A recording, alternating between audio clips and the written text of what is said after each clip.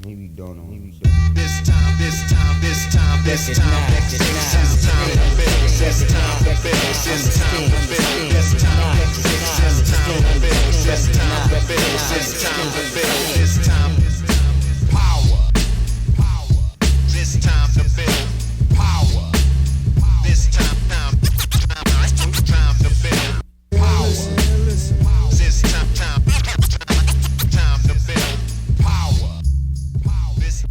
What's up, everybody? I'm your host, Chris Hampton. Welcome to episode 154 of the Power Company Podcast, brought to you by PowerCompanyClimbing.com.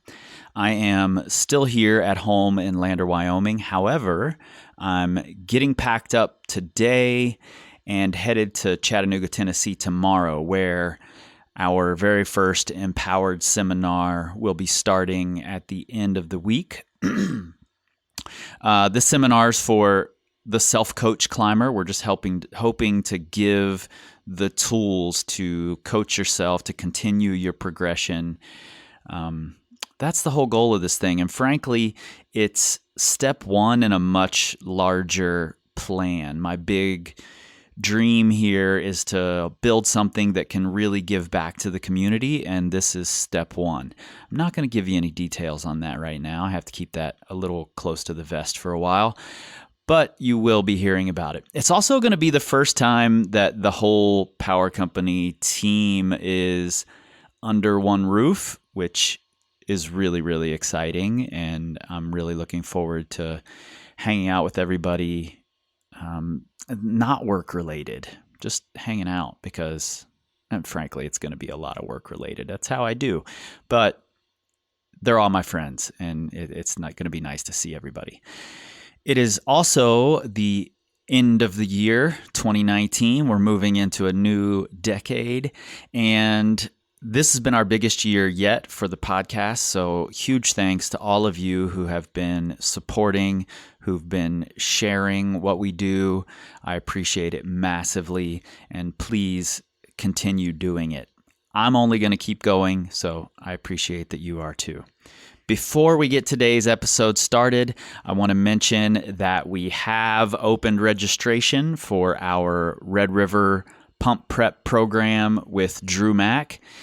This is a training plan that Drew and I built together based on the way that he trains for the Red River Gorge, which has obviously been incredibly effective, and based on my thoughts on training for the Red, which is something I've done myself a lot, and I've trained hundreds of climbers to perform well in the Red River Gorge. So between Drew and I think we have a pretty damn good handle on how to train for Red River climbing. So if you've got a spring Red River trip planned, or to any pumpy area, Maple, any Kalymnos, anywhere where you're going to be getting pumped on steep climbing, this plan is going to be a game changer for you.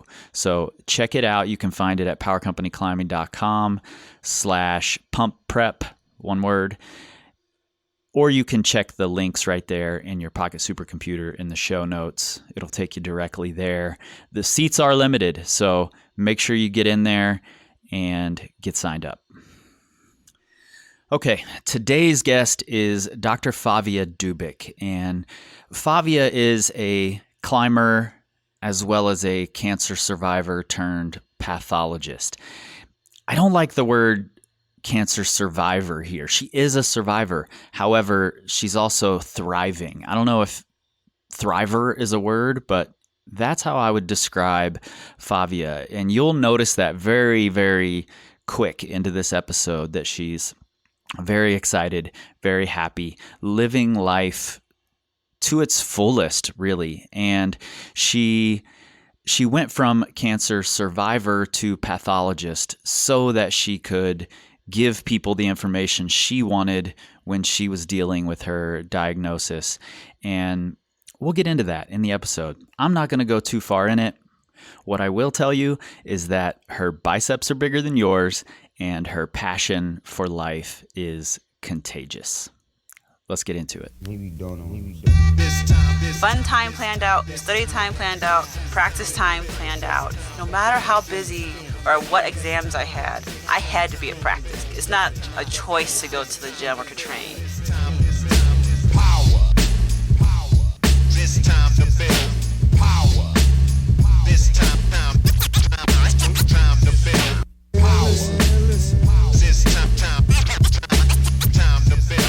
power. I don't think you can fake the mean voice. You just have to. There has to be a reason for it. I think so. All right, so why don't we start? There's all sorts of directions I want to go with this, so it's really hard for me to be like, let's start here, because it's not really a linear thing as much. But you started climbing before any of the cancer diagnosis. Were you already in medical school when you started climbing? Technically, I was in grad school for nutrition, for a master's in nutrition. And I signed up for Columbia's climbing club day one. And I paid for the membership. I went and I didn't like it. And I didn't go all year until the very end to make my money, to get my money's worth out of it. And then out of those 7 times I went at the end, I just fell in love. So technically I kind of started right before med school, but I really, really got into it when I moved to Cleveland. And at the Cleveland Rock Gym is where I really, really delved into the world of climbing. Before that, I didn't even know that there was like outdoor climbing. I had heard about people going outside, but I thought it was people who had put plastic holes like on trees and rocks. And I was like, I don't know. I don't know why you want to do that. I'd just rather do this in here. It seems way more fun. So it was in Cleveland that I discovered there's like rope climbing, drag climbing, outdoor climbing on rocks. And that was when I was in med school. That's really funny. What do you think it was that made you fall in love with it that 7th time or so that you went? That's a good question. I think at that 7th time, I kind of understood what climbing was about, that it wasn't just being powerful, or it wasn't just about being as strong as you can be. There was technique and movement. You kind of had to figure out how to move your body to progress on the route. Because when I started, I didn't understand that. I thought it was all like pull-ups and like just pull up here, pull up there. Were you already the most ripped, jacked human on the planet at that point? Or does that come later? Well, I was actually a little differently proportioned because I ran track all through high school and all through college. Gotcha. Yeah. So I actually weighed the same as I do now, but it was all in my legs. Right. So then, I mean, I had pretty good upper body strength, but not quite the same. Right. But then I definitely kind of thought climbing was just about, pulling up and grabbing the next hold. But as I started to watch people at the gym, I noticed they were using like feet and footwork. Yeah. And that's when I really was like, oh, this is fun.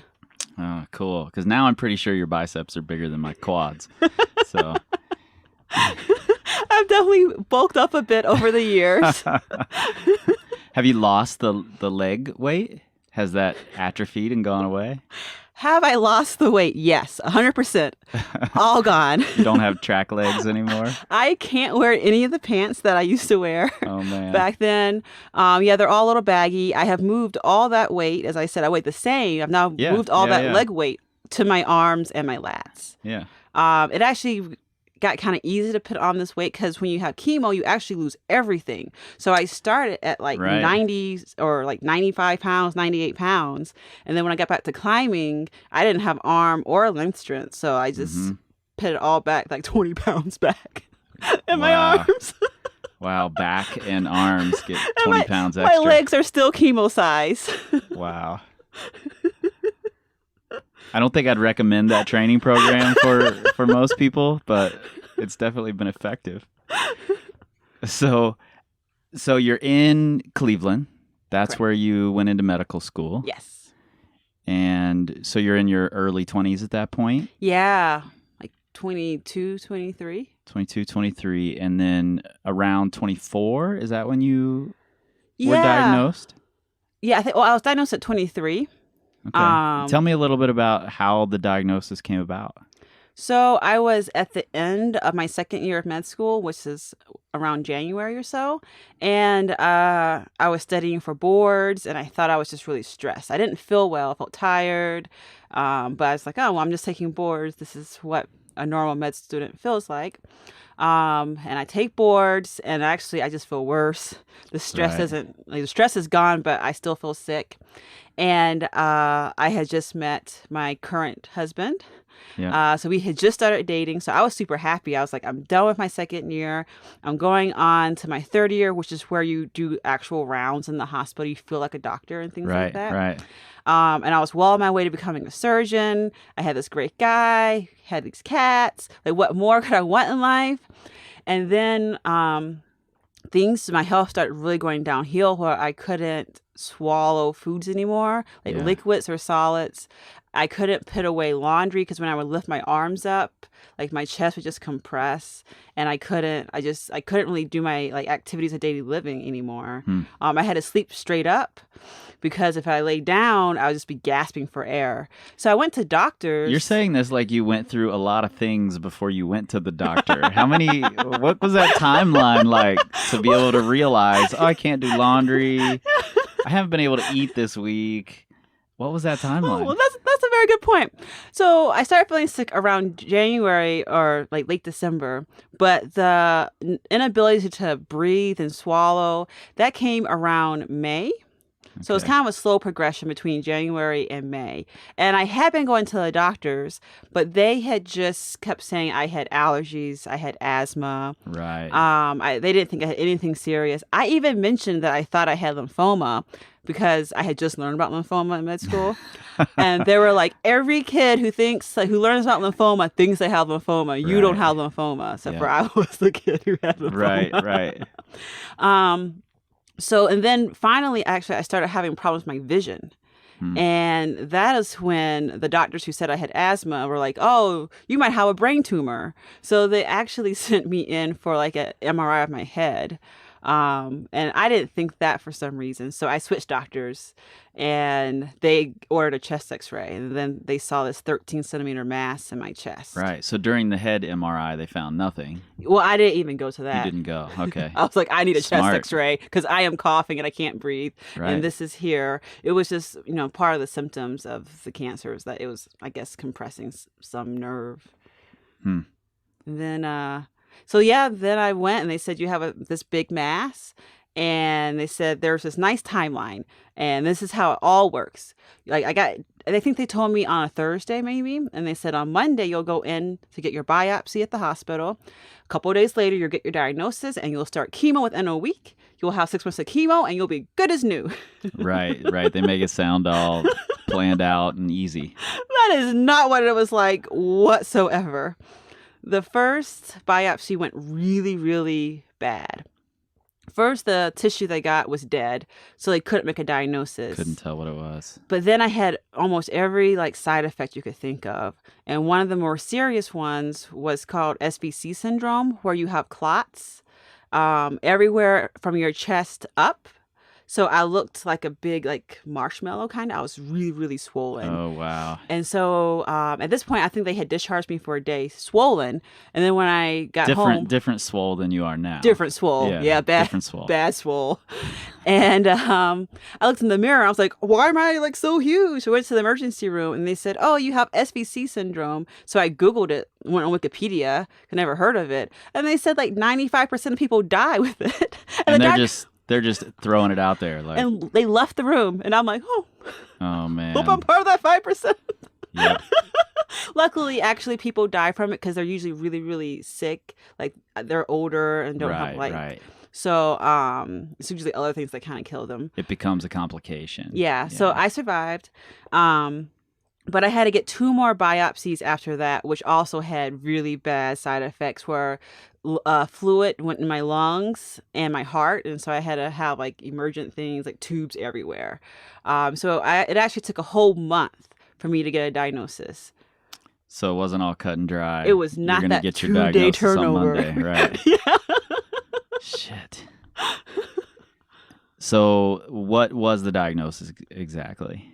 Hodgkin's lymphoma. It was stage 2B. So it's on the advanced side because when your mass is that big, then it's considered a more dangerous Is that cancer. something that grows gradually? So Yeah. over that time when doctors were telling you asthma, allergies, Yes. all of that, it could have been an easier process had it Yes. been caught. I think about that a lot. Yes. Okay. And then you get the diagnosis. At that point, with the mass grown to that size, what's the outcome look like? What are doctors saying? What are you finding out? What's supposed to happen? So the outcome is pretty good. Despite it being an advanced disease, Okay. we have pretty good treatments for Hodgkin lymphomas.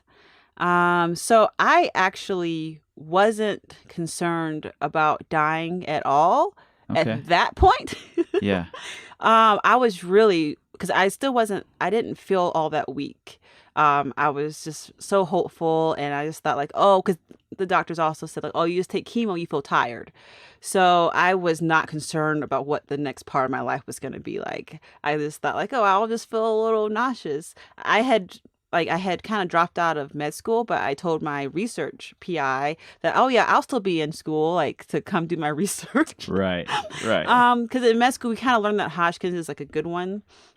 So I actually wasn't as concerned as I should have been.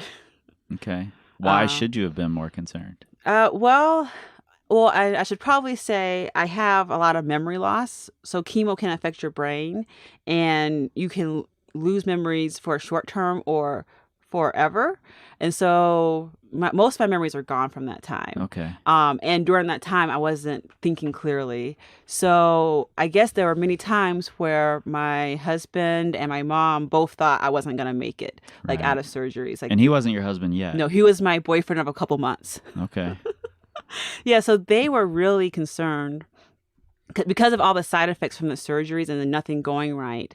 And when I had chemo, I didn't take to it very well. So I was in and out of the hospital with pretty serious side effects that I couldn't really I didn't really understand what was happening. So Sure. I wasn't all that concerned for my life like they were, because they could actually see how sick I Sure, was. they could see the changes. Yeah. And you're just dealing with it and fighting with it and not paying attention to how it looks from the outside at all. Pretty much. And a lot of times when they were rushing me to, ORs and stuff, like, I didn't know what was happening. I was like, oh, I'm just going on a trip. Like, Mhm. it's another surgery. What's the big deal? Right. But like this is just what happens. my mom and Brian, they definitely they held the weight of the seriousness of what I was going through.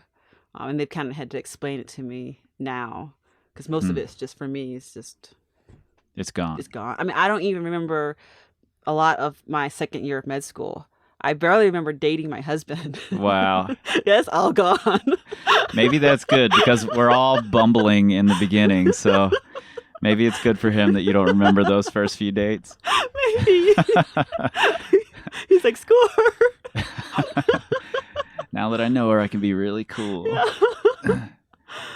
Yeah. So how long did it take for you to get through the chemo, get over? And I use the term over loosely because I don't know what it has looked like past then. When did you get a cancer-free diagnosis? Or have you?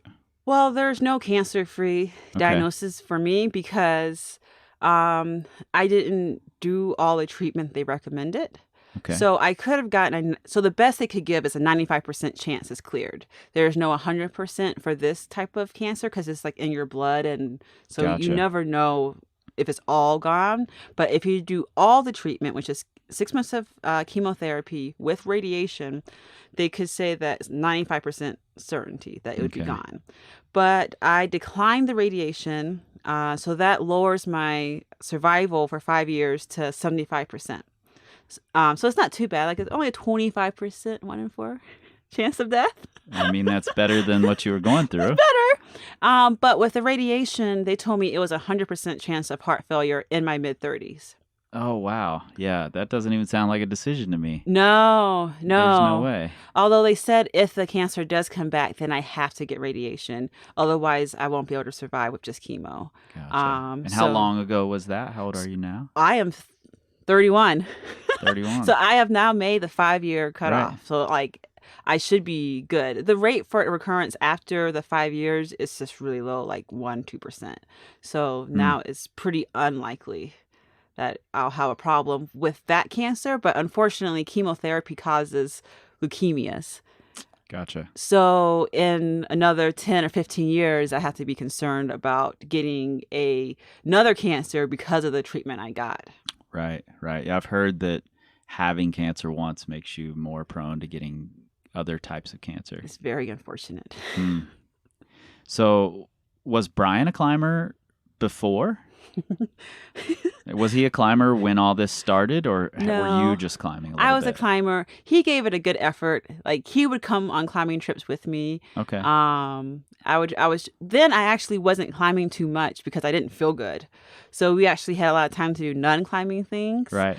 Because I just couldn't really Oh, sure. It was climb. really early on in your relationship that this Yeah. happened. So, But afterwards, after I came back, he actually climbed once a week for a year before he retired. yeah. Okay. I think it's cool that you two can maintain that, and I'd like to get into that later. I'd also like to get into the cats you mentioned, and the massive amount of pets that you have.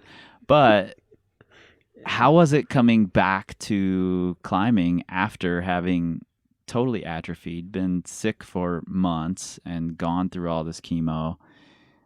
Coming back to climbing as a former athlete, how did that feel? Horrific. I mean, that doesn't even describe how horrible it was.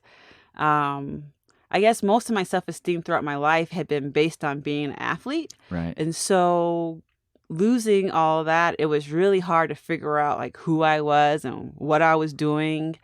And it wasn't even like starting at square zero like a normal person. Like for the surgeries, they actually had cut my pec muscles. So I couldn't even, I mean, when I was sick, I wasn't feeding myself. I couldn't walk. 'Cause I Right. got my chemo on my leg. So like I only had one working limb and like you can't get very far with just like one left leg. Yep. So it was really hard coming back because I remember my first day coming back. It was probably about 6-7 months after I finished chemo.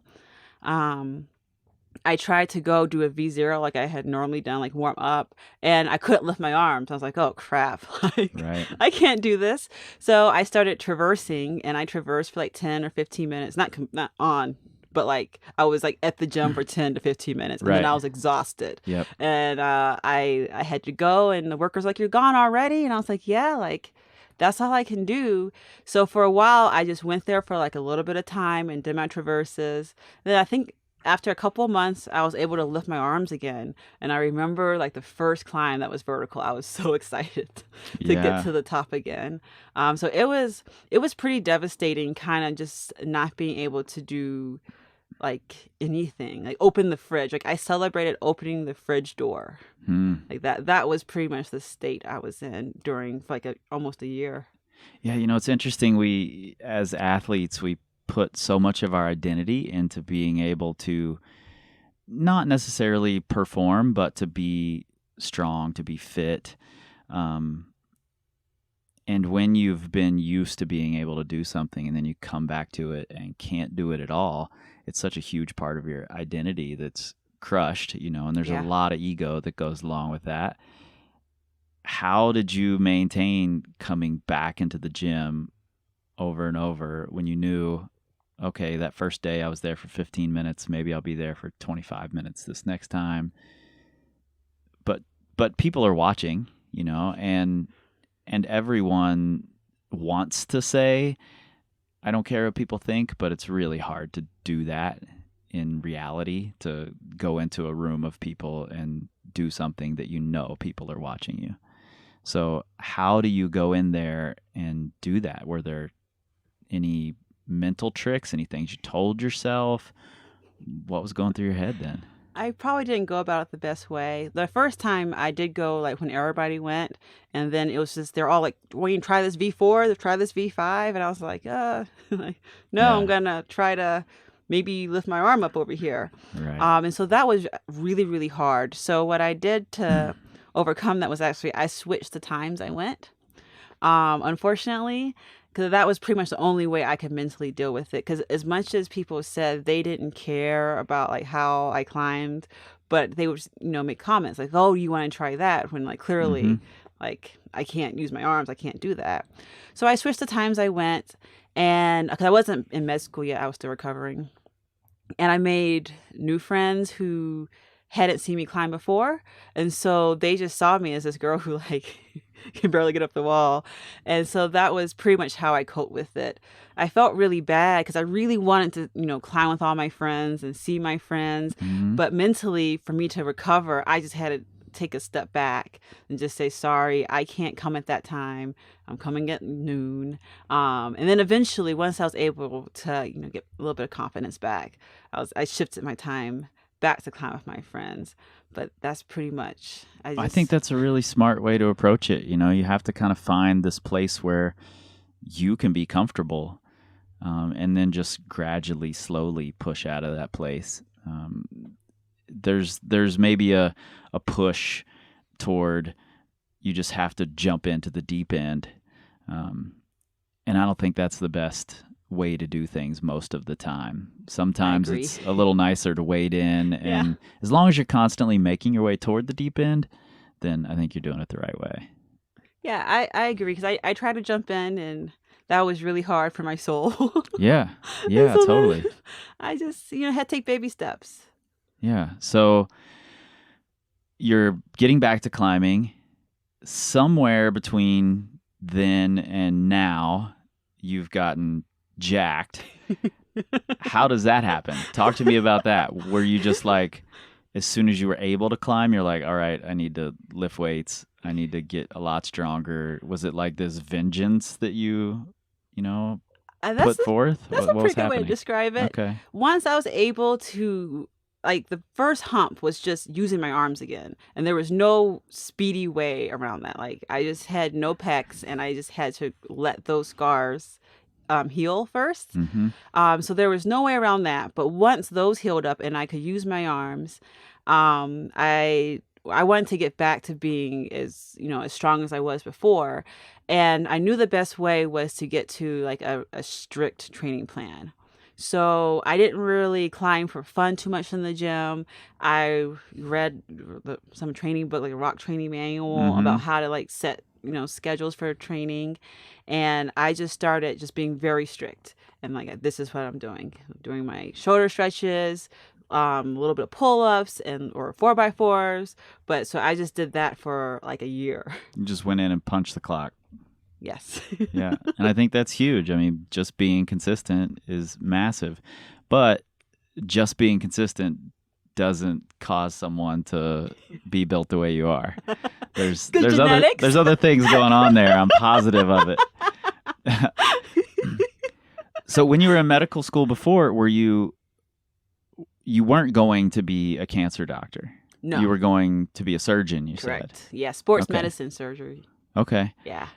And I assume that your experience with cancer is what switched you over to wanting to be a cancer doctor? It's twofold.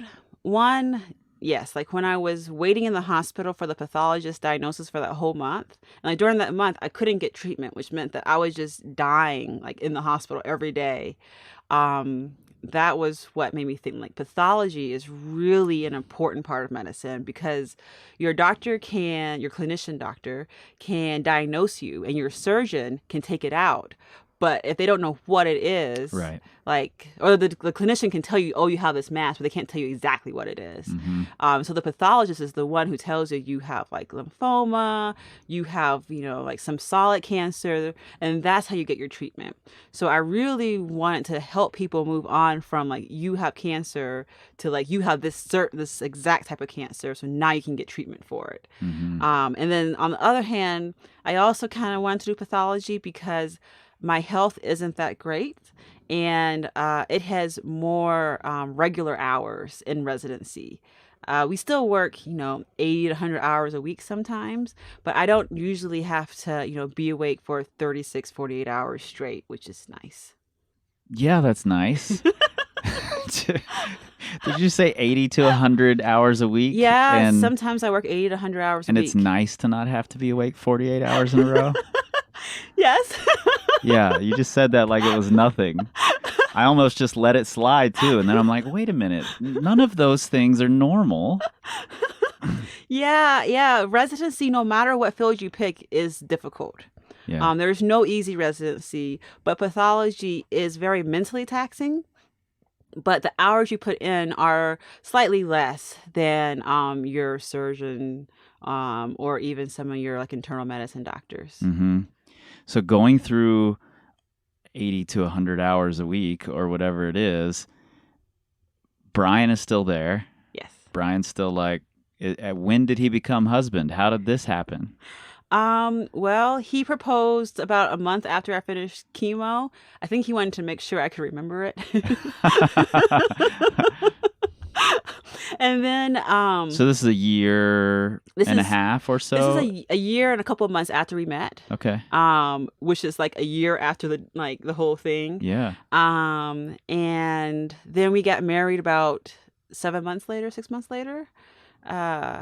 Partly because, I wasn't in med school. We wanted to try to make sure I want a grand wedding. I've been dreaming about a wedding my whole life. So I wanted to be able to plan it. And then there was also insurance reasons. Sure. Because we actually, I was on my parents, and then I needed to switch over, but I was too old. Yep. So we had to make sure that we were married by a certain time. Yep. So practical reasons as well. So he waited until you got married before he retired from climbing. No, he actually he retired while we were climbing and while we were married, like, because one of our presents was a membership to the gym, to our local gym, the Cleveland Rock Gym, and you got photos in your wedding dress. Yes. Yeah. And so we made sure to use that membership up. But then after that, he comes on climbing trips, but he doesn't climb too much. He's a mountain biker. So it's nice those two go hand in hand. So we can go to the same place, and we just say, like, meet up at approximately this time at this place. So we know the other person isn't horribly injured, bleeding to death on the side of a trail. Well, this is what I think is really interesting. Like, I first noticed you and wanted to talk to you because of the cancer survivor coming back to climbing.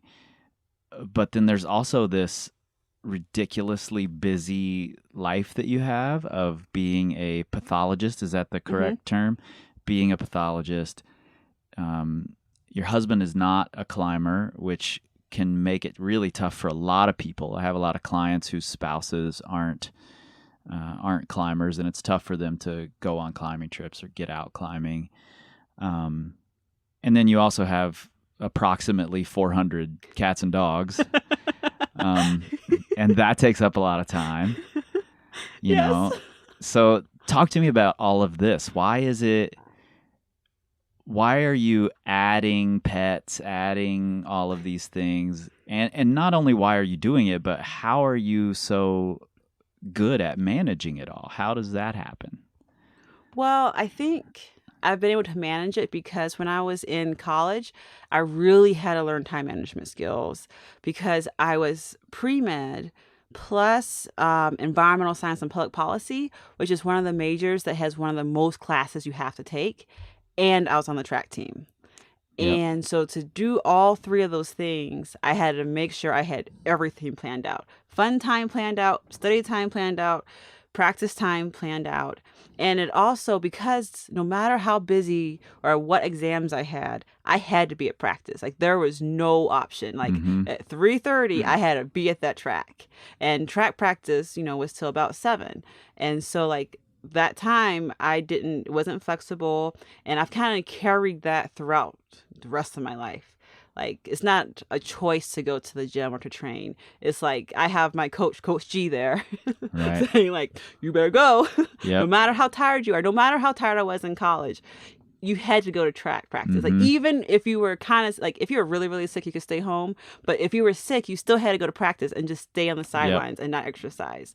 So I wasn't able to use being tired as an excuse not to work out, and I don't let myself use that now, even though I don't have anyone making me go to the gym.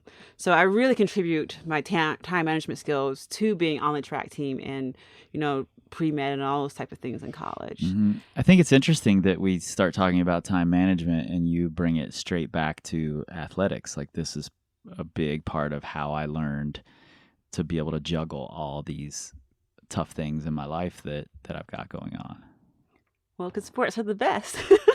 I agree completely, but I just think it's interesting that that's where it goes instead of, oh, well, med school was super busy and I had to learn how to put all these things on a calendar and stick to it. It was all about track, and Coach G is going to yell at me if I'm not there, so I need to be there. Yeah, I've always been in my mind an athlete first. Although like I've been good enough at school to, keep progressing, but like my main focus my whole life was like, I just wanted to be the best athlete I ever could be. So I think that's why everything always comes back to sports for me. Yeah. I have to know this. On your website, and I want to get into this a little bit, on your website, you talk about the scream that you have when you're trying hard. Did that exist in track? Is that there anywhere? It did exist in track actually, but it wasn't while I was running. It was when I cheered for my teammates. And we actually had a team meeting to discuss whether or not I was allowed to scream at meets. And people had to go around and say, like, yes, Favia, you can scream for me. Or no, Favia, you cannot cheer me on. Oh, that's amazing. No way. Yeah. What were most of the answers? There were mostly no's. Oh, no. I was distracting, most people said, but there were a few people who said that they knew I was there for them. They could really, hear me in the crowd. So yeah, that scream has been there for a while. Wow, that's really interesting. The first time I heard it was in one of the Ninja Warrior videos. And I actually didn't even catch it. I was watching one of your runs, and I didn't even catch it. And one of the announcers brought it up. And then I started listening, and then I looked on your blog and read a little about it. It comes back to that. How do you go into the gym thinking that everyone's watching you? This is a thing that obviously your teammates and your coach had a meeting about. So it's something that some people are going to, it's a different thing. Yes. People are going to pay attention to it. But it's something that you've found some strength in and that you are able to use as a tool and still do. Are there times when it's like crowded bouldering spot and you're like, I don't want to do it? Or do you just let it happen? Does it just happen and you have no control over it? Oh, it just happens. Okay. In that sense, it just happens. Like in ninja, or if I'm climbing and I'm really terrified, like that's just the terror leaving my body. Okay. And that's how I deal with being just ultra. Is it always terror? Always. Or is it just try hard? There's a different scream for if I'm trying hard. It's more of a grunt, and but both of them hurt my throat. Like I have a horrible sore throat afterwards. But that scream is always terror. It's just pure fear. And you just push through it. That's your way of pushing through it. It's leaving. But it comes right back, so I gotta scream again. That's really interesting. I had a climbing partner years ago named Alexis, and she cried a lot on routes, but she would keep climbing, and we would always jokingly make fun of her until one of my other partners said, you know what? I think Alexis is braver than all of us because she thinks she's going to die on every single route she climbs, but she just keeps climbing. She doesn't let it stop her. If we think we're going to die, we stop, But this is you're terrified of these things, but just keep pushing through. Yeah. I always think I'm going to die a lot, actually. So ninja courses scare you more than cancer did. Is that what I'm being told here? Well, yes, actually. but in the scheme of things, I have all my wits about me now. Yeah. But yes, ninja obstacles are probably the most terrifying things I've ever done in my entire life. That's really funny. And when I was reading your blog, I saw the name Traverse Girl, right? That's Yes. TraverseGirl.com. Yes, correct. And at first I thought, oh, maybe she's just afraid of climbing higher things. And I saw that you talked about, doing some easy high balls every time that you're out just to deal with it. But then there's also the fact of if your husband's not a climber and you want to go out climbing solo, it's a little more responsible, frankly, to not be doing tall, hard boulders, and finding those traverses. Did that play into it, that you were going out solo quite a bit once your husband wasn't a climber? That definitely was part of it. I have wonderful climbing partners, but sometimes, our schedules don't line up. Sure, so you're working 80 to 100 hours a week and you're awake for 48 hours.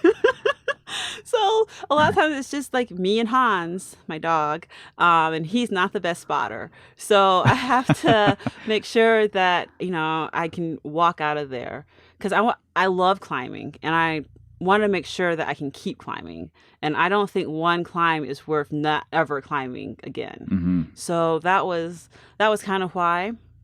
And then I also have my connective tissue, they don't hold my joints in very well. So every impact, I can dislocate. Gotcha. And so if I'm by myself and I fall down, it might not be like a big fall for a normal person, but for me, I may not be able to walk out of there. And then I don't have cell service, and it was way safer for me to stick to low balls and traverses. Right. And was that a result of the chemo, the joints, or is it something else? That's where my bad genetics come into play. Okay. I've had that. So the good genetics are all in the biceps. Yeah. And then, gotcha. I've had that since I was about 13 years old. I was walking to my science class and I just collapsed in the hallway because my hip dislocated. And I've been struggling with that ever since. Wow. My wife just pulled up in this loud truck and she's going to walk in the door. So let's take a little short, quick break. And then I want to get back to a question I asked you earlier and see where it goes. Okay. Hey, everybody. Chris here. I'll try to keep this short and sweet. Since this thing became officially official, I've basically been obsessed. I've got dozens of episodes waiting to go out, and I'm constantly recording new conversations. I want to continue putting this level of energy into it, and you all can help. We've created a page at patreon.com/powercompanypodcast where you can help support what we're building. In return, even for as little as $1 per month, you'll get access to the brand new We Scream Like Eagles podcast, which includes tips from our guests, extra conversations about hot topics, and Q&As with your questions posed to our guests. If you think it's worth more than $1 a month, we've got other rewards available on top of the bonus episodes like stickers, ebooks, t-shirts, and training plans. So if you've been considering pitching in, now's the time. That's patreon.com/powercompanypodcast. Thanks a ton, and back to the show. Okay, so I sent you this question earlier that just popped into my head, and I don't normally send the people I'm talking to questions or ideas. I'd just prefer freestyling it. I prefer seeing what comes out. But it was such a weird question that I sent it to you because I wanted some time to think about it too. And my thought was, is there some sort of parallel between TraverseGirl.com, enjoying traverses? You've got these photos. The ones that caught my attention first on your Instagram were of Martini Left and of Beer Can Traverse. So you like these close to the ground relatively safe but try really hard traverses. And is there a parallel between those and your experience with cancer? And I'm curious to hear your answer because I think I've gotten an answer in this conversation. So I'm curious to hear what you have to say about it. So that is a very interesting question. I never even thought about comparing cancer to traverses, but I think there are some similarities.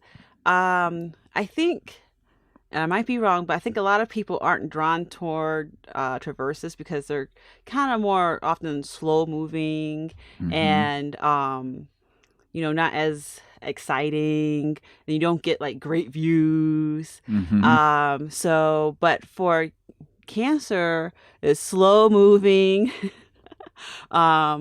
is not as well. I mean, I guess it can be exciting if you're like almost near death and you're brought back, but generally the whole thing isn't all that exciting. It's just a lot of slow moving forward towards your goal. And so I think that's kind of how they relate. And it's kind of funny because, like, you just kind of like when you're traversing, you're moving like left to right and moving kind of not big movements a lot. These are my traverses. Yep. And so when you're doing the cancer recovery, there's no big movements. You are taking it day by day. Well, honestly, I was taking it minute by minute. Every minute was so difficult to live. I even asked my husband once, I was like, will you kill me? Because like, I don't want to keep going. Like this minute is too hard. Wow. And he was like, well, it's just a minute. Like, let's back up a second. Hopefully you'll forget all about this in a minute. Think about the long term. You can make it. So like cancer recovery is definitely like very baby steps.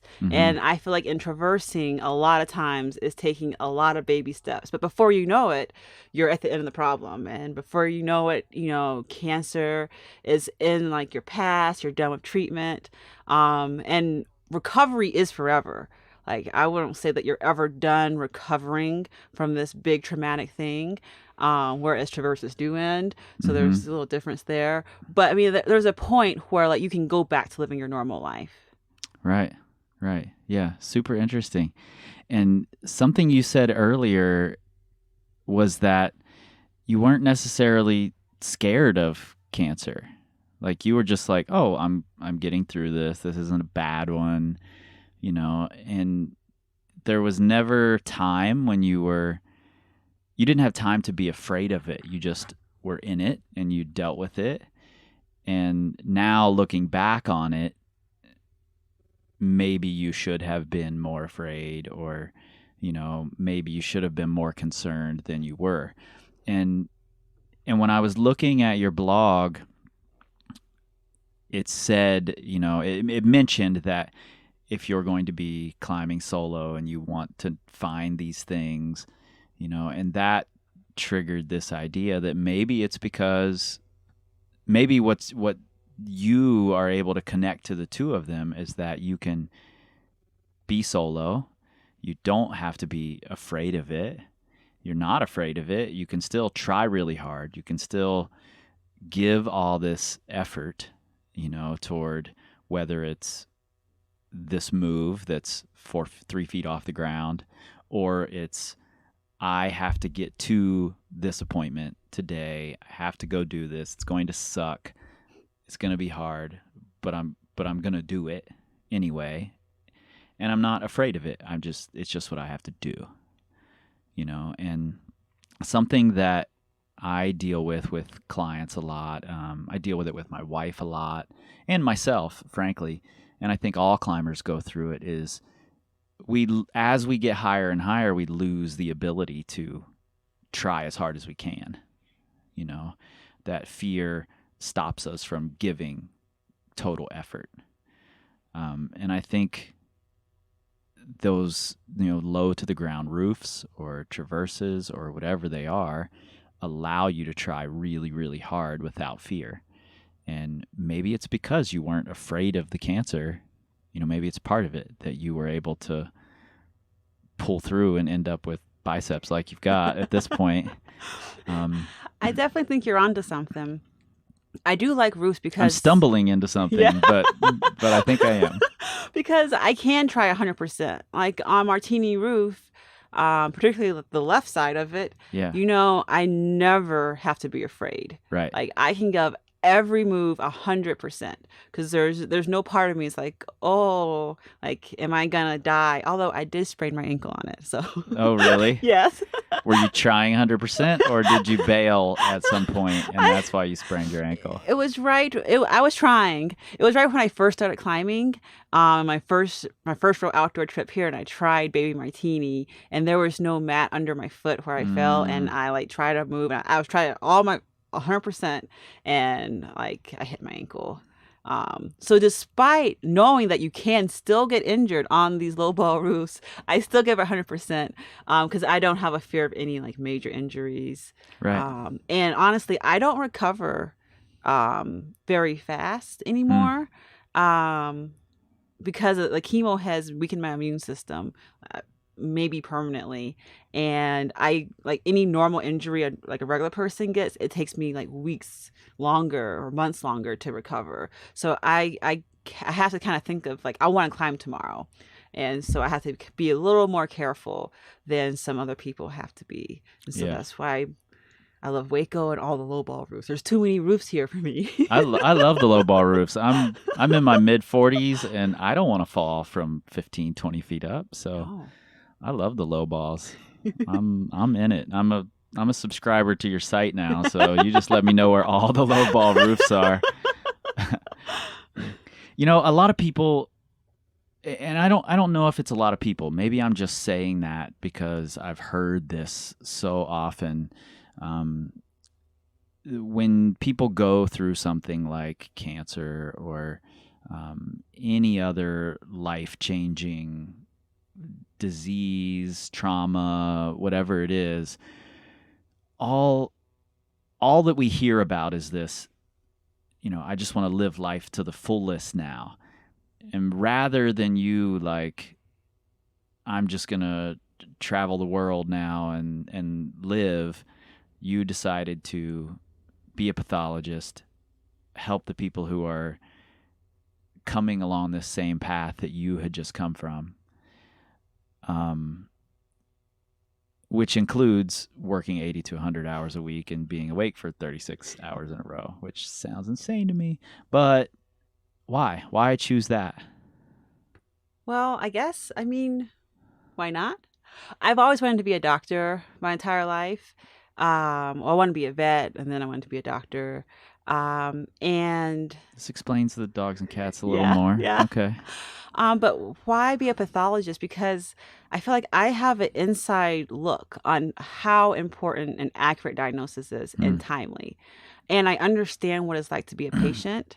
I understand what it's like to get a bone marrow. So like in my dream practice job is that I get to see patients in the hospital who are waiting their diagnosis, and I get to be there and give it to them. Because most pathologists don't actually relay the results. We just send it to the primary care and they tell them. Hmm. But since as someone who has been now on both sides, I just really I know what it's like to be sick, and I know how scary it is for people, and I want to make their whole life a little less scary, a little bit Hmm. better. And if me being a little bit faster because I know like one day makes a big difference, or just being a little more accurate because I know that the wrong chemo, like doctors know that giving the wrong chemo is wrong, but you don't really understand until you've had chemo.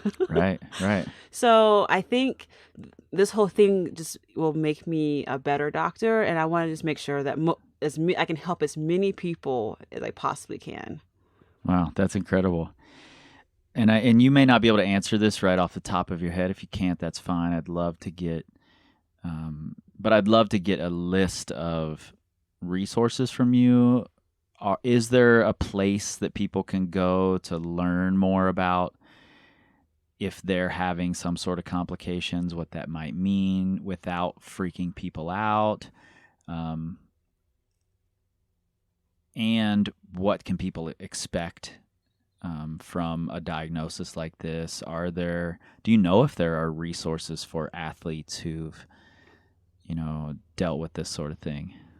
Well, I wouldn't say there's very good medical resources. Like if you get a diagnosis, it's really hard to know like what's legit and what's not all that backed by science. If you're not in the medical field, Hmm. but there are definitely various support groups out there for like, and there's a lot of support groups for like each cancer, and then like if Really? you're male or female if that cancer, like there's a lot of different groups out there that can definitely kind of guide you in the right direction. And if you are given a diagnosis, there's often conferences that have Hmm. doctors there and patients are allowed to go. And so you can, I mean, if you're lucky, it's in your area, you can go. I was lucky actually that there was a lymphoma conference right when I was diagnosed. Really? And my mom went, and that's actually how we found my oncologist Hmm. because she went to that conference. So there are resources, but if you're the person who's diagnosed, it may be hard for you to actually find those. But to have a good support system, to have someone try to like Google or search Yeah. for support groups with your cancer, that's probably the best way. Or It's a if you, really smart way to get more information too, yes. instead of just looking randomly on the internet, because it's really easy to just scare yourself if you're looking on the I mean, I internet. told you how I Googled Yeah. that one thing and it Yeah. said most people die. And I was like, I'm going to die in the ED. And the doctor just left. Or also, if I have a lot of friends who just send me a message like my aunt got diagnosed, my friend's husband got diagnosed. Would you mind, looking at their results? And I'll always take time out of my day to help them, understand what their pathology report says and what the chemo is going to be and what the side effects are going to be. So just reach out to any, friend of a friend, because they may be able to explain the results better than just trying to Google them. Great. I think that's really, really great information for people out there who are dealing with it themselves, or, like you said, are part of a support team for someone else who's dealing with it. And I appreciate you coming in, sitting down. I know you guys have a short time here in Waco, so I'm glad you let me take up a little bit of it. Before we go, though, I have to know about the dogs and cats. There's like 100 of them. He had the cats already. That's what you said? Yes. So my husband had 3 cats when I met him. Okay. I had 1. I'm a cat person, too, so I'm not judging. Don't get me wrong. I'm just curious.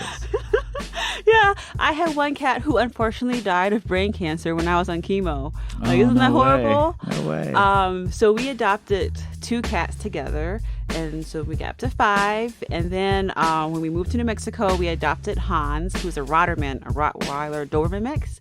And now we have a foster dog named Chewy, and he's a Dutch Shepherd Lab. We've Okay. had him for like 7-8 months. So 2 dogs, 5 cats? Exactly. Okay, slightly less than 100. But the photos are amazing of the whole fur family Yes. sitting around you guys. Was it like a Christmas card or something? Is that what I saw? Yeah, pretty Christmas much. photo? Every 2 years, we try to get the whole family together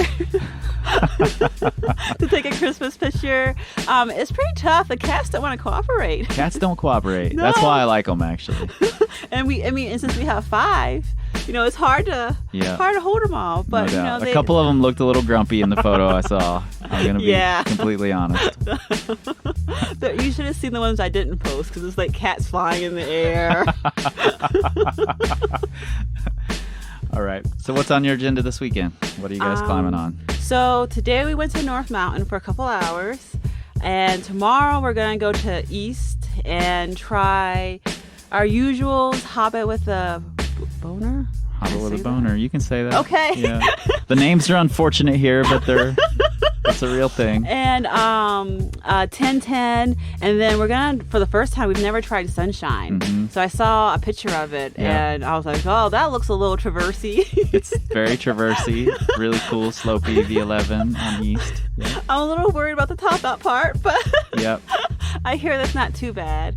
So I'm looking forward to giving that a whirl tomorrow. Awesome. I'm looking forward to hearing how it goes. And hopefully you get back to Beer Cane Traverse sometime soon. Oh, yes. Oh, definitely in April. Coming back in April, and I'm going to be on it. Cool. I tried to get on it, actually. I was thinking of you.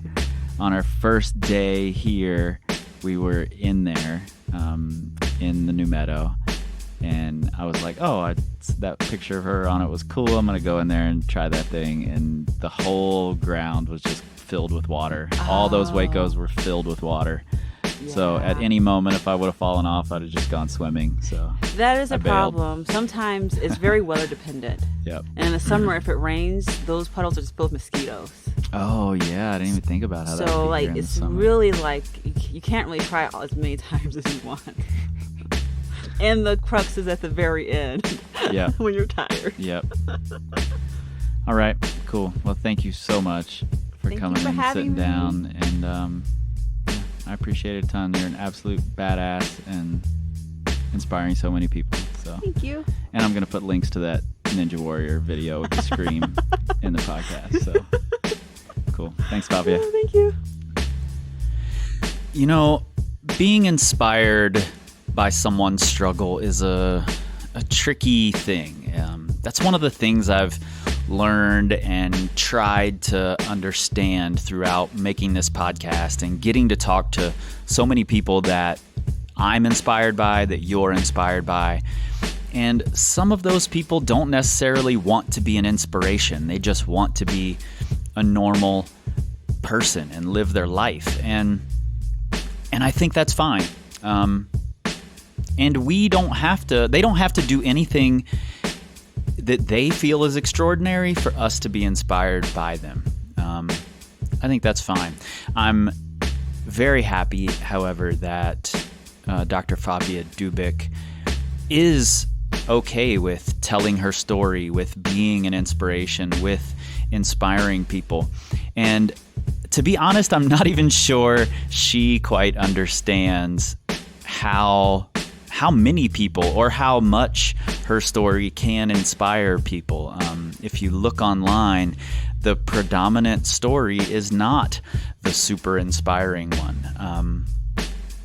And again, I think that's okay. Favia is a climber and she tries really hard. And that to me is just as inspiring as being a cancer survivor, a thriver post-cancer. I think most of all, I'm just inspired by the fact that Favia goes out there, does her own thing. It doesn't really matter to her what the masses, the general public says she should be doing. She just does what she wants to do, and that's really exciting. Favia, thank you for sitting down with me in StarCraft, the power company spaceship, while you're in Waco last year. I hugely appreciate it. I hope I run into you again and that we get to sit down again, because I don't feel like we've even scratched the surface on all of the cool things that you do. So let's do it again sometime. The rest of you out there can find links to Favia's Instagram as well as her blog and to that Ninja Warrior video with the screams, of course. You can also find links directly to that Red River Pump Prep program with Drew Mack. Check that out if you've got a trip coming to anywhere that happens to be pumpy climbing. This will be your best course of preparation, I promise. Thanks so much for all of your support this year. There's probably going to be one more episode before the end of the year. That's my thought. Probably a board meeting. I haven't given you one of those in a while, so be on the lookout for that. Otherwise, I'm taking a break for the end of the year. In the meantime, you know where to find us, powercompanyclimbing.com, at Power Company Climbing on the Facebook, the Instagram, and the Pinterest. And on the Twitter machine, look for us. We're not there because we don't tweet. We scream like eagles. This time, this time, this time, this time, this time, this time, this time, this time, this time, this time, this time,